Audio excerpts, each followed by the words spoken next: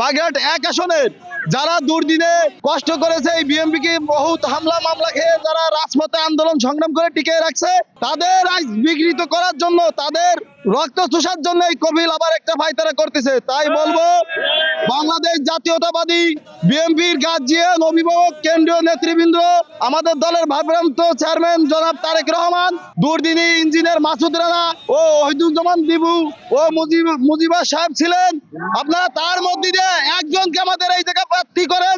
আমরা যারা তৃণমূল পর্যায়ে বিএনপি আছি, আমাদের জীবন দিয়ে আমরা চেষ্টা করব। আপনারা কথা কি ঠিক বলছি?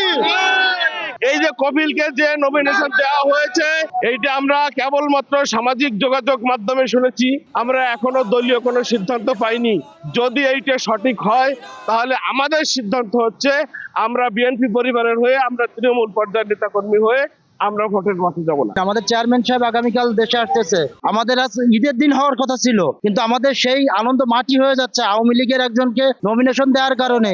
এই সময়েও আমাদের প্রায় 1.5 ঘন্টা রাস্তা অবরোধ করে কেন আমাদের বিক্ষোভ করা লাগবে?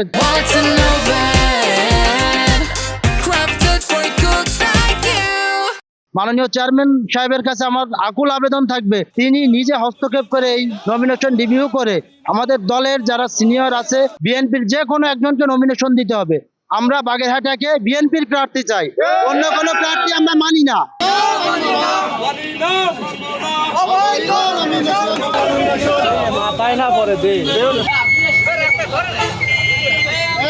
অবৈধ নমিনেশন মানি না, মানবো না, মানি না, মানবো না। মানবে